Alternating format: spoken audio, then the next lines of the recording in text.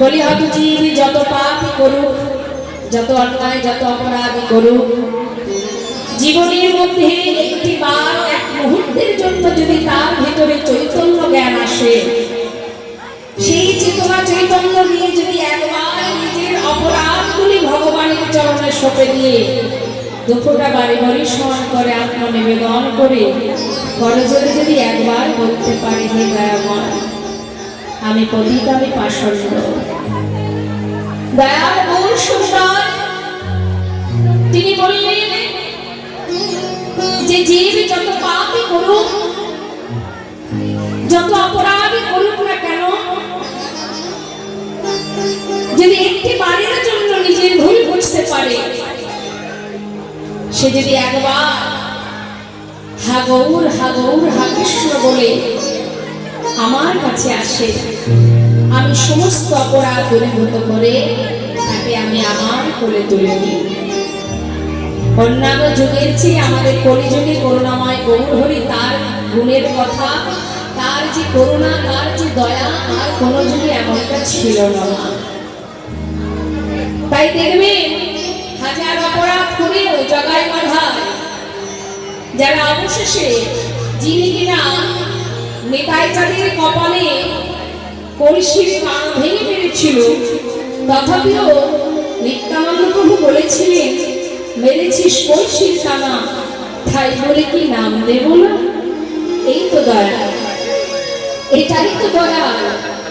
হাজার আঘাত সয়েও করুণাময় গৌর সুন্দর নবদ্বীপের মাঝে অনেক কষ্ট, অনেক যন্ত্রণা, অনেক রকম ভাবে সাজা পেয়েছেন আমার গৌর হরি, তথাপিও ধর্ম প্রচারে কিন্তু পিছপা হননি তিনি। কেন? তিনি জানেন জীব অপরাধ করতে পারে, তারা আমার সন্তান। সন্তান যদি অপরাধ করে, মাতা পিতা সন্তানকে ত্যাগ করে দেয় কি? তাকে সঠিক পথে আনার জন্য অহরহ চেষ্টা করে যায়। ঠিক তদ্রূপ করুণাময় গৌর সুন্দর সন্তানের জন্য তিনি অহরহ হাজার যন্ত্রণা সয়েও চেষ্টা করে গেছে, এবং অবশেষে কলিহত জীব সেই পথে আসতে বাধ্য হয়েছে। বুঝেছে? সর্বধর্ম পরিত্যাজ্যং মামেকং শরণং ভজ অহং তং সর্বপাপেভ্যো মোক্ষয়িষ্যামি মা শুচি। যে পথে যাক, যাকেই স্মরণ করুক, যাকেই অবলম্বন করুক, যাকে ভালোবাসুক, সে যদি একবারের জন্য আমার কাছে আসে, তার সমস্ত পাপ সমস্ত অপরাধ দূরীভূত করে আমি তাকে আমার করে গ্রহণ করব। তাই দেখবেন মা, এই কলিযুগের অত্যাচার, অনাচার, ব্যভিচার, দুরাচার ছেয়ে গেছে, এটা আমার কথা নয়। রাম ভক্ত তুলসীদাস তিনি কলম লিখছেন, सच कही तुम्हारी लट्ठा झूठ है जगत भोलाय, गौर शिगली गली फिरिशुरा बोलछलो बेकार, गाभी को दोहे कुत्ता पाले बाछुर रह जाए धोखा, संबंध को अच्छा खिलाई लेकिन बाप रह जाए धोखा, चोर के छाड़े साधु के बांधे पतित को लगाए फांसी, हाय रे कलियुग तेरी तमाशा दुख लगे और हासि। এই কলিযুগে যদি সত্য কথা বলেছো, সৎ পথে চলেছো, তার জীবনটাই চলে যায়। দেখতে তো পাচ্ছেন বর্তমান সমাজের পরিস্থিতিটা, আর ভেঙে চুরি বোঝানোর কোনো প্রয়োজন নেই। সত্য কথা বললে, সৎ পথে চললে বিপদ, সমাজ তাকে ভালোবাসবে না। ঝুঠে জগৎ ভোলায়, এই জগৎটাকে ছেয়ে রেখেছে মর্তধামে, বর্তমানে জগৎটাকে ছেয়ে রেখেছে অত্যাচার, অনাচার, ব্যভিচার। দেখবেন আপনার চোখের সামনে আপনি দেখছেন অপরাধ চলছে, হচ্ছে অপরাধ, বলতে গেলে বিপদ, না বলে মুখ ঘুরিয়ে চলে আসুন, বেঁচে যাবেন। প্রতিবাদ করতে গেলে পরের দিন হয়তো আপনি আর মরতে থাকতে পারবেন না। এটাই অবস্থা কলিহত জীবের। এটা আমার কথা নয়, রাম ভক্ত তুলসীদাস তিনি রামচরিতে কলম দিয়েছেন, পড়বেন পাবেন। শুধু তাই নয়, আর কি বললেন?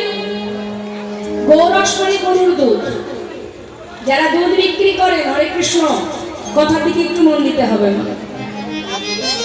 দেখবেন আমাদের কলিহত জীবের কি অবস্থা। যারা দুধ বিক্রি করে তারা কি করে? দরজার গোড়ায় গিয়ে দুধের পাত্র নিয়ে গিয়ে চিৎকার করে করে দুধ পৌঁছে দেয় ঘরের মধ্যে। তথাপিও দেখবেন ঘরের দরজার কাছে গিয়ে কড়া নাড়া দিয়ে আপনাকে ডেকে ডেকে দুধ বিক্রি করবে। কেউ খাবে কেউ খাবে না। কি সবাই খায়? কেন খায় না? দুধ খেলে আর সহ্য হচ্ছে না। কিন্তু বাবা সহ্য হচ্ছে কি? সুরা অর্থাৎ মদ্যপান। এটা আমার কথা নয়, দৌরস গলে গলে ফিরি সুরা বলে চলো বিকার। অর্থাৎ যে ব্যক্তি সুরা বিক্রি করে দেখবেন সে যদি আপনার এখান থেকে 50 কিলোমিটার দূরে কোথাও বসে, বা সে মনে হয় যদি পাহাড়ের উপরেও বসে থাকে, আমাদের এই মর্তধামের কোণের জীব, অজ্ঞমূর্খ জীব, তারা ওই দুধ বাদ দিয়ে ওই মদের দোকানে গিয়ে লাইন দিয়ে দাঁড়িয়ে থাকে। এটা দুরবস্থা, এটা কলিহত জীবনে এটা ঘটবে। বললেন কি গাভী কো দোহে কুত্তা কো পালে বাছুরে রহে যায়। বাড়িতে বিদেশি কুকুর পুষি, তার সেবা ত্রুটি রাখি না, তার জন্য আলাদা গাড়ি, তার জন্য আলাদা ঘর, তার জন্য এসি ইত্যাদি ইত্যাদি। কিন্তু অনেক ফ্যামিলিতে, অনেক পরিবারে, অনেক জায়গায় আমরা দেখেছি, অধিকাংশ জায়গায়, যে মায়ের 5টি পুত্র সন্তান, শিশুকাল থেকে নিজের কথা না ভেবে যে সন্তানকে বড় করলো, যে মাতা পিতা অহরহ সন্তানের কিসে মঙ্গল হবে চিন্তা করে গেল, যে সুখে ছিল দুঃখে ছিল, যে সর্বদাই সন্তান কিভাবে নিজের পায়ে দাঁড়াতে পারবে চিন্তা করলো, সেই মায়ের শেষ জীবনে সন্তান যখন বড় হবে, চাকরি করবে বা অর্থ উপার্জন করবে, তখন সেই মায়ের সেই ঘরে আর জায়গা হবে না। সেই মাতা পিতাকে বৃদ্ধাশ্রমে পাঠিয়ে দেবে। এমনই অত্যাচারে জর্জরিত হয়ে মা সন্তানের মঙ্গলার্থে নিজের জীবনকে ঝুঁকিতে রেখে নিজের জীবনটাকে মৃত্যুর সঙ্গে লড়াই করে অন্যের বাড়িতে ঝিয়ের কাজ করে জীবিকা নির্বাহ করছে। কি হবে মা? শাস্ত্রে বললেন, আস্তে কথা কিন্তু বেশি হচ্ছে, একটু মন দেবেন কথার মধ্যে, যেন কিছু যদি আমাদের মধ্যে চেতনা চৈতন্য হয়, আমরা যদি বুঝতে পারি আমাদের কি করণীয়, তবে কীর্তন শ্রবণ করা সার্থক। কীর্তন শুধু আনন্দের জিনিস নয়, কীর্তন শুনবো আনন্দ করবো চলে যাবো এর জন্য নয়। কীর্তন শ্রবণে নিজেকে জানা যায়, আমি কে, আমার পরিচয়টা কি। এক মা একটা দৃষ্টান্ত দিয়ে বোঝায়। মা, এক মা আছে, যারা দূরে দাঁড়িয়ে আছেন, অনেক আসন ফাঁকা আছে, আপনারা এসে আসনে বসুন। 8 ঘন্টা শুনবেন কি 1 ঘন্টা শুনবেন, বসে শ্রবণ করুন, ভক্তদের সাথে বসে শ্রবণ করুন, তাতে আপনাদেরই মঙ্গল হবে। এক মা তার সন্তান হয় না বলে তার মনে খুব দুঃখ যে আমি মা হতে পারলাম না। বিভিন্ন কষ্ট করে বিভিন্ন জায়গায় ভগবানের চরণে বিভিন্ন ভাবে ব্রত করে প্রভুর কৃপায় একটি সন্তান জন্ম হল। বছরকে বছর চোখের জল ফেলে যখন কৃপাময় কৃপা করে একটি সন্তান দিল মা, কিন্তু দেখুন সন্তান হওয়ার পর সন্তানের কি হলো, একটি চোখ অন্ধ, মানে একটি চোখ কানা, এক চোখ নেই, এক চোখ আছে। মায়ের বড় দুঃখ, মায়ের অন্তরে বড় দুঃখ যে ভগবান একটি সন্তান আমায়, পুত্র সন্তান আমায় দিল, তবে কেন তার আরেকটি চোখ দিল না? কত সুন্দর দেখতে আমার পুত্রে, এত অপূর্ব রূপ আমার সন্তানের, শুধু একটি চোখ থাকবে না, এটা কেমন দেখায়? তাই ভগবানের দেওয়া সেই সন্তানকে 2টি নয়ন দেওয়ার জন্য মা কি করলেন, ডাক্তারের সঙ্গে পরামর্শ করলেন আর নিজে সিদ্ধান্ত নিলেন যে তার একটি চোখ সন্তানকে দেবেন। তাই গৌর হরি বল। সন্তানকে একটি চোখ দান করলো, ছেলে আমার অপূর্ব সুন্দর 16 আনা পরিপূর্ণ। মায়ের একটি চোখ নেই, তাতে মায়ের দুঃখ নেই। এখানে তো অনেক মায়েরাই আছেন, মায়ের স্বভাবই এটা, নিজের জীবনটা দিয়ে দেন সন্তানের জন্য। সেই সন্তান দুটি নয়নে পেল, অন্যের বাড়িতে তার স্বামী নেই, পরের বাড়িতে কাজ করে করে ছেলেকে মানুষের মতো মানুষ করলেন। ছেলে মানুষ হলো, ছেলে চাকরি পেল, মায়ের কত আনন্দ, ছেলে আমার চাকরি পেয়েছে। গর্বে মা সবাইকে ডেকে ডেকে বলে, আজ আমার জীবন ধন্য হয়ে গেল। কেন? আমার ছেলে চাকরি পেয়েছে, সারা জীবনের কষ্টের অবসান ঘটে গেল। ভালো কথা। কার্যসূত্রে ছেলেকে বিদেশে চলে যেতে হলো। বিদেশে গিয়ে ছেলে অর্থ উপার্জন করে, টাকা পয়সা পাঠিয়ে দেয় মায়ের জন্য, কিন্তু ছেলে আর ফেরে না। দিনে দিনে বছর চলে যায়, মায়ের মনে স্বপ্ন জাগে, কতদিন হলো ছেলেকে দেখতে পেলাম না। চিঠি পাঠায়, মা আমি ভালো আছি, তুমি আমার জন্য চিন্তা করো না, তুমি ভালো থেকো। কিন্তু বলুন দেখি মা, বছর কি বছর চলে গেলে মায়ের মন কি কাঁদে না সন্তানের জন্য? হ্যাঁ, বাহ, কি হলো? কয়েক বছর চলে যাবার পর মা হঠাৎ চিঠি পেল, মা আমি আমি এখানে একটা ফ্ল্যাট কিনেছি। আহা, মায়ের বড় আনন্দ, ছেলে ফ্ল্যাট কিনেছে, কত আনন্দ। কিন্তু ছেলে আসে না, তিনি তো চিঠি লিখতে পারে না, ফোনও তখন ছিল না, যোগাযোগের রাস্তা নেই, শুধু ভাবে কবেও আসবে। কিছুদিন 2-1 বছর যেতে না যেতে আবার ছেলে চিঠি দিল, মা আমি বিবাহ করেছি। কিন্তু মায়ের দুঃখ, নিজে হাতে সন্তানকে বিবাহ দিতে পারলাম না, নিজের পুত্রবধূকে দেখতে পেলাম না। কবে আসবে আমার পুত্র ঘরে?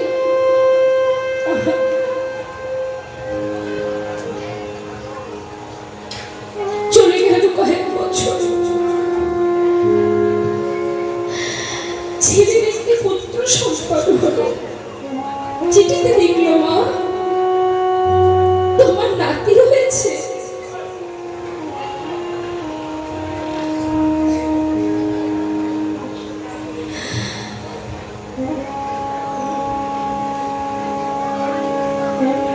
এটাই সমাজের পরিস্থিতি। মানো আশা পথে নয়ন দিতে দিতে মায়ের বয়স হতে চলল, ছেলে আর ফিরে না। আমার নাতি হলো, আমি কি দেখতে পাবো না? তিনি হঠাৎ করে মনস্থির করলেন, চিঠিতে যে ঠিকানা থাকে সেই ঠিকানাকে লক্ষ্য করে, সেই ঠিকানা অনুসারে সে ঘর থেকে কিছু রকম নিজের বস্ত্র গুছিয়ে নিয়ে যাত্রা করলেন। আমি আমার ছেলের কাছে যাব। বিলম্ব না করে চিঠিতে যে ঠিকানা থাকে সেই ঠিকানা নিয়ে সেইখানে পৌঁছালেন। সেই বিদেশে পৌঁছে কথায় কথায় তার ছেলের এতটাই গুণ সমাজে অনেকেই চেনে, যার কাছে জিজ্ঞাসা করে সে বলে দেয় চলে যেন ওই দিকে। ঠিকানা দিতে দিতে ঠিকানার দিকে লক্ষ্য করে যেতে যেতে সঠিক জায়গায় পৌঁছালেন। ফ্ল্যাটে থাকে ছেলে আমার, যে দারোয়ান দাঁড়িয়ে আছে ফ্ল্যাটের দ্বারে, তাকে গিয়ে বলছে, ওরে দাঁড়িয়ে আমাকে একটু ভিতরে যেতে দে। কে তুই? হ্যাঁ আমি অনেক দূর থেকে আসছি, অমুক নাম সে ছেলে, ও আমার ছেলে, কার্যসূত্রে আমার কাছে যেতে পারে না, আমি যে অনেক দূর থেকে এসেছি বাবা, আমাকে আমার পুত্রের কাছে যেতে দে।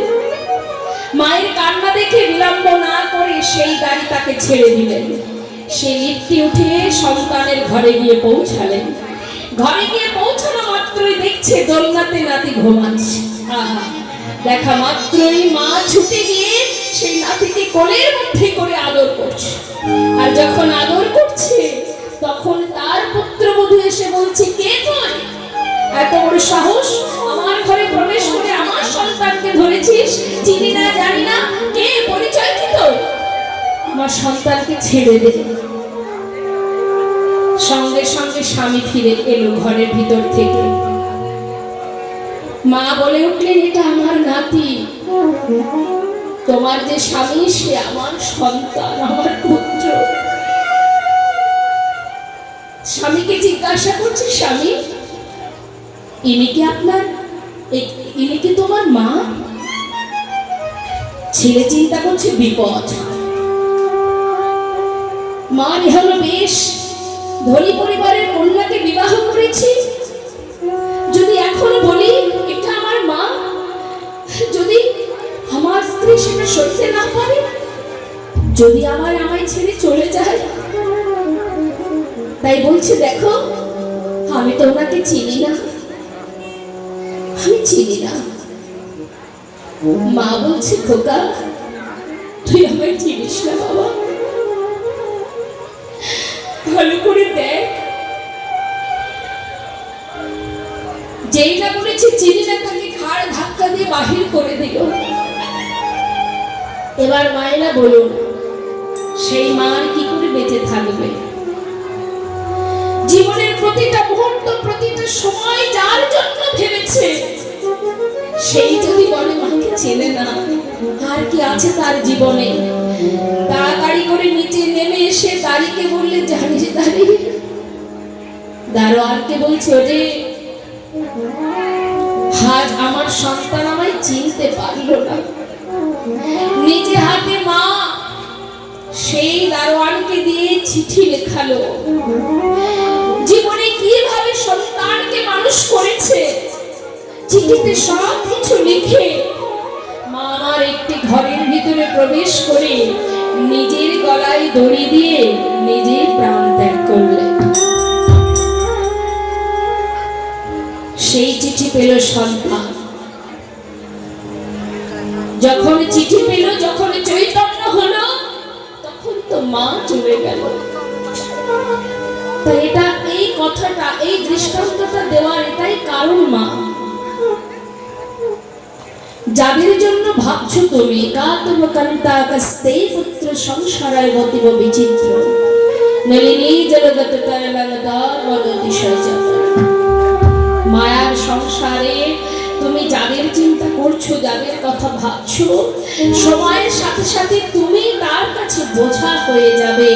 এটা আমার কথা নয়, রাম ভক্ত তুলসী দাস বললেন, গাভী को तो ही कुत्ता को पाले बाछुरी रह जाए भूखा, संबंध को अच्छा खिलाए बाप रह जाए भूखा। चोर के छाड़े साधु के बांधे पथिक को लगाए फांसी, हाय रे कलियुग। তোর এই তামাশা দেখে কখনো হাসি পায়, কখনো কান্না পায়। তথাপিও মহাজন বললেন, ওরে জীব, সংসারের জন্য যতটুকু কর্ম করছো করো, কিন্তু এই কর্মের ফল তুমি পাবে না। কিন্তু যে তোমাকে ধরায় পাঠিয়েছে সে তোমার সদা সর্বদা সুখে দুঃখে তোমার পাশে আছে। তুমি দেখবার চেষ্টা করো, ঠিক দেখতে পাবে। দেখার নয়নটা প্রয়োজন গো মা। আমাদের যে নয়নটা না, এই সংসারের মধ্যে পড়ে আছে, এই সংসারে ছেলে মেয়ে আত্মীয় পরিজন এদের মধ্যে পড়ে আছে। কিন্তু না, তুমি যে স্বয়ং, তুমি সাক্ষাৎ, তুমি তার সন্তান। তুমি জানো তুমি যে তার পুত্র, অমৃতের সন্তান। তুমি, তোমার জন্য একজন আছে যিনি আশা থেকে যাওয়া পর্যন্ত তোমার সাথী হয়ে থাকবে। তাই জীবনে ভরসা যদি করতে হয়, নির্ভরশীল যদি হতে হয়, একজনের প্রতি ভরসা রাখা যায় যে সদা সর্বদাই ছায়ার মতো তোমার পাশে আছে। তাই তো মহাজন বললেন, যদি কোনো জীবের এক মুহূর্তের জন্য চেতনা হয়, চৈতন্য হয়, যদি একবার ছুটে গিয়ে ভগবানের চরণে দুঃখটা বাড়ি পরিশ্রম করে কাঁদতে পারি, হে প্রভু যত অপরাধ করেছি আমি তোমার চরণে সঁপে দিলাম, একবারের জন্য যদি আসতে পারি,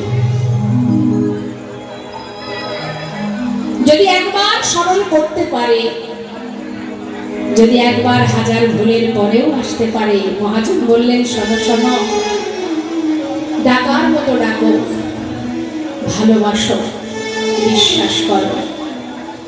যদি কেউ করতে পারো, যদি ভগবানকে বলতে পারো, ভুল করে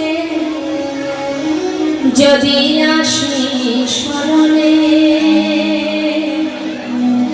স্মরণে হে দয়াময় ভুল করে যদি আসি স্মরণে প্রভু স্মরণে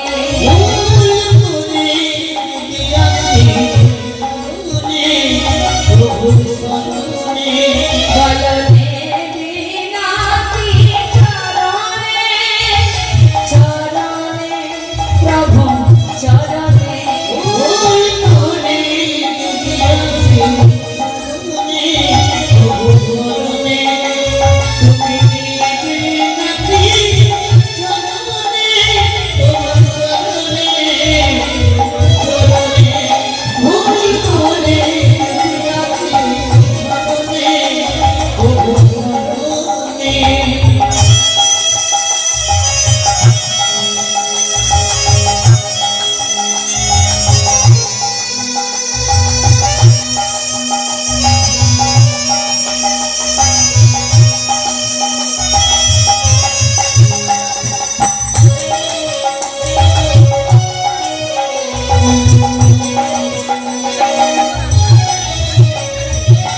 আমি তো বসে আছি তোমারই একমালা তুমি যে আমার অগো প্রভু দয়া আমি তো বসে আছি তোমারই একমালা তুমি যে আমার অগো প্রভু দয়া তুমি তো দিনে দিনে রোনা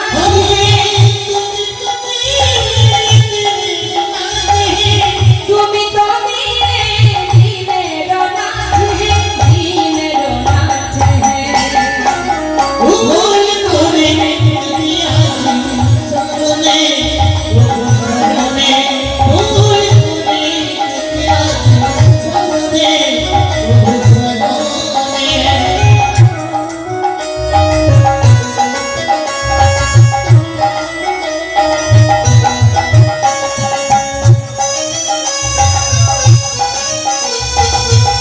হরি বল হরি বল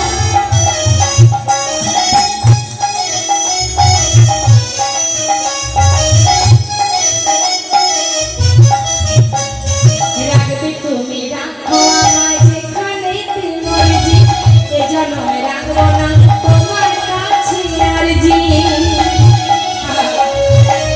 হরি বল কি বললেন কথাটা যেখানে রাখবে রাখো আমি তোমাকে আর কিচ্ছু বলবো না আমার কোনো আর্জি নেই আমার চাওয়া পাওয়া নেই তোমার কাছে কিছুই বলবো না যেখানে রাখবে আমি তাতেই খুশি হে প্রভু রাখবে তুমি রাখো আমায় যেখানে মর্জি এ জন্মে রাখবো না তোমার কাছে আরজি আমি তো সুখী জন্য পারি দয়াতে আমি বড় সুখী জন্য তোমারি দয়াতে ভুল করে যদি আসি স্মরণে স্মরণে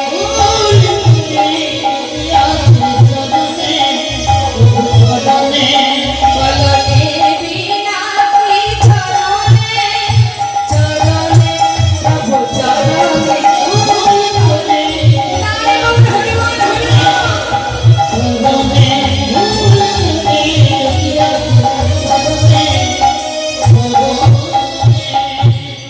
তাই তো আজ বৈষ্ণব মহাজন বললেন ধন্য কলিযুগ ধন্য অবতীর্ণ আমার শ্রী চৈতন্য আজ মহাজন বললেন যদি কোনো জীব হাজার অপরাধের পরেও আমার চরণ শরণ নেয় এই জন্মে এই জগতে এই কলিযুগে প্রভু কি বললেন এতে অস্ত্র না ধরিব প্রাণে কারো না মারিব হরি নামের প্রেমে জীব করিব উদ্ধার তো আসুন আজকে শুভ দিনে শুভক্ষণে আমরা সবাই মিলে এই নন্দালয়ে বসে আমরা বৃন্দাবনে সমস্ত ভক্ত হয়ে একবার দুবাহু তুলে কলিযুগের শ্রেষ্ঠ ধন মধুমাখা হরিনাম সংকীর্তন সবাই মিলে গাইব।